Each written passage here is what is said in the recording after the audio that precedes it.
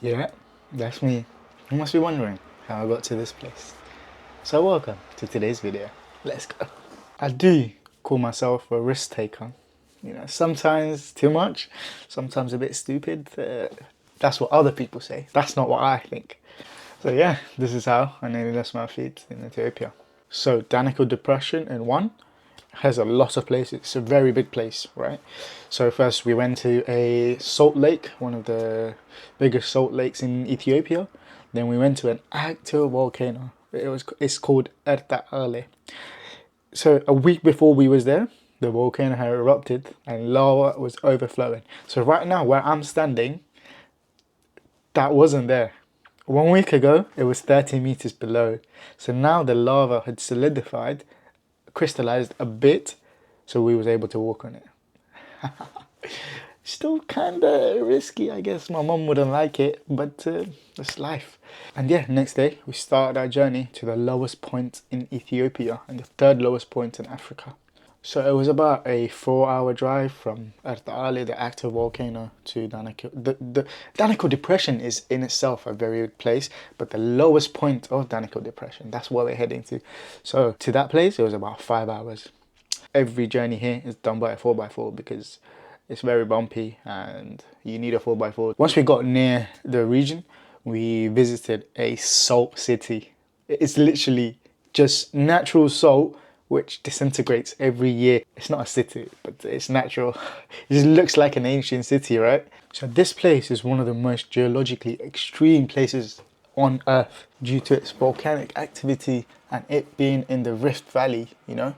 So yeah, so once we reached the lowest point on Earth, we saw the plaque. Then we have to climb a bit up to reach the place with the sulfuric lakes, the sulfuric everything. This place has so much sulfur. This place is something that it's a sight to behold, man. I cannot even explain too much about this, but yeah, but this is also the place where I nearly lost my feet. I'll never forget about this. So you know, we explore all the sulfuric lakes. You know, you can see tiny volcanoes being plop plop plop. So that's where the sulfuric acid exits. So temperatures of the sulfuric acid when it comes out is about 200 degrees Celsius. By the way, 200 degrees Celsius. So once it comes out, you know, it goes out and settles. It goes down a bit to about 100 to 120 degrees, give or take. So you know me, I'm vlogging, I'm taking videos, pictures. I became a bit more explorer and a bit more stupider, in my opinion. But yeah, you know, as I'm exploring. So there's iron. So the iron you can walk on, then you can see the acid as I'm walking through. The green, yellow, everything's acid, sulfuric acid, and it's very hot and it's very dangerous, yes. But yeah, risk taker, I guess. So I walk onto it, a bit stupid. This is the part where I thought, as you can see, it's red there. My brain didn't register it as not being proper red, but I was like, oh, it's red, let me walk onto it. And I slipped and I put too much weight onto it, and yeah, I fell into it. So it had formed like an ice-like layer, the acid on top, but it was iron as well, therefore the red colour on it. A little bit, but it's not as red as the other iron I'm walking on, but my brain did not register it. So I fell in, but alhamdulillah, I was right next to like a whole big block of iron, and as soon as, because this is the worst pain I've experienced in my life, you can literally feel your feet burning up once it goes in. So I think my feet were inside for about 1 to 1.5 seconds maximum. Trust me, it was the worst pain in my life. And so I grabbed onto the iron quickly as I can. And alhamdulillah, I don't know how my phone survived too, but it landed right on the big block of iron, and I was right next to it, so and I was screaming, man. It's the worst pain I've experienced in my life. It's genuinely the worst thing that's happened to me in my 22 years of existence. Yes, then, you know, I got out as quick as I can. Then we had little water, so we poured it over, and I had to walk 20 minutes, 25 minutes to get to the car, because there's no way the car can come here as well, because it's impossible basically unless there's a helicopter or something. So yeah, adrenaline helped me for 20 minutes.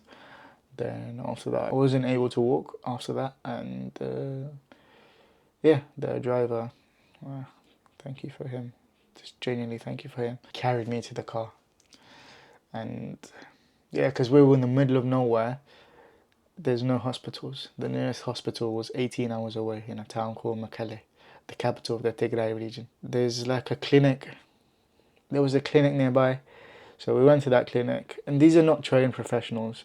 Like organizations like USAID, they come and, train them a bit, teach them like basics of how to handle this. So yeah, I endured this with no pain medication and no anesthesia. So straight on clean, iodine, alcohol, anything you can, everything you need for that was done without any anesthesia or pain. My watch was beeping, 150, 160, like doo doo doo, because I'm not doing any physical activity. I've never seen my heart rate go that high up without doing any physical activity. So yeah, then after that, it was, they gave me a pain medication after. Then we had to camp at that place in the night because obviously there was another tour member as well. And I was feeling that my pain was tolerable, so I just went on. We completed the tour after, and it wasn't much left to do, just like a tiny lake pool and just driving around the salt flats. We did that, and we headed back. Then this is where my problems start. So they had to go back to a town called Samara, which is 8 hours from Mekele, and Mekele is the only town that has a hospital. So I was left in a crossroad. So one road goes to Mekele, one goes to Samara. So obviously the other guy, he had to go to Samara because he had a flight to catch, and I had to go to Mekele because, oh wow. So yeah, I had to wait in a town near the Aftera Lake, which is the salt lake that I told you about, for about 4 hours. Then the tour guide, thankfully, amazing for that, he arranged a car for me to take me to Mekele, and he paid for it as well. So thank you, brother. I'm a Seganalo. It was painful, man, because I was in the middle of nowhere, didn't know what to do, but yeah, I just slept for a bit. Then we went to Mekele, and again, problems again there. The hospital, it was a private hospital that I went to. Yeah, they they did the basic cleaning, so they cleaned. I had a wrap on it. They cleaned it. After cleaning it, they gave me pain medication. I slept. But what I did not like at all was they left me alone the whole night. I was dying for water. You don't understand. My lips, I couldn't open them because of the dryness. In the middle of the night, I was screaming, "Doctor, doctor, please, I need water," because I could not walk. Yeah, it was one of the worst hospital experiences I had. I do give it to them, they just got out of a war a couple months ago. So the war, I understand, but they said there's no water in the hospital the next morning. I was like, "Brother, please, I'll give you money. Please go get it from the shop nearby." I had to ask him 5 times before he was willing to go. So I decided I cannot stay here because the first impressions of the treatment and the quality of treatment is very bad. So I booked a flight to Addis Ababa from Mekele.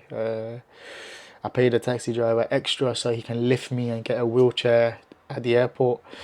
And Ethiopian Airlines were like, "Oh, you need a doctor's note to travel." I was literally begging to them, "Please, I'm in so much pain. I have no doctor's note. I need to get to Addis Ababa to get treatment, better treatment. Please just let me on this flight. I will sign a waiver saying, no, if anything happens, they're not responsible."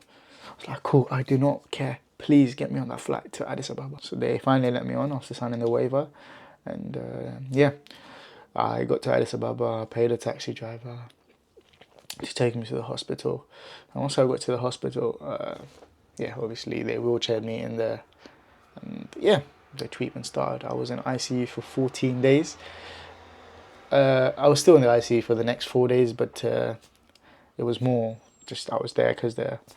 But yeah, the first 7 days were just a blur to me because of all the pain medication I was on, all the drugs I was on, because my pain was very, very high.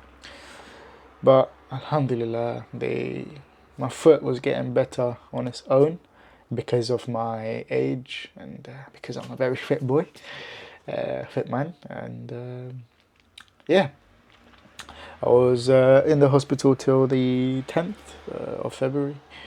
And thank God I had insurance. They paid for all the hospital charges, and they put me on a business class flight back to London from Addis Ababa. Yeah, the flight was easy, 7-hour flight. I just slept the entire flight. Then once we got to London, they sent me to a burn specialist unit in Westminster, Chelsea. So I was there for a day and a half. A day, yeah.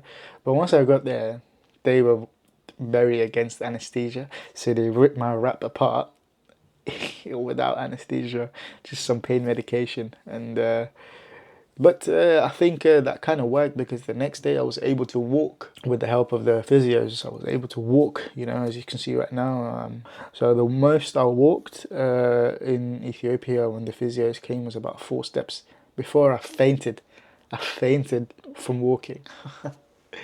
But yeah, once I got there, I was able to walk with crutches, and yeah, they sent me home. I had to come every 4 days, 5 days to get my wrap changed. I'm still under treatment right now. I still go to the hospital every 4 or 5 days, and yeah, but alhamdulillah, I can walk now without the crutches, but not for long. Still a recovery phase going on. Still, I need to recover fully. And inshallah, keep me in your du'as, especially this Ramadan. This is my story of how I nearly lost my feet. Thank you very much for watching, man. And but yeah, very interesting videos coming from Ethiopia soon, so make sure you subscribe. And it's just a quick video to show what happened to me, and to be careful. So yeah, Salaam Alaikum. Do make sure you subscribed. Video from the hottest place on earth will be coming out soon, you know, because of my injury. I'm editing a bit slower, but make sure you subscribe, because this is a sight to behold. Welcome to Danakil Depression.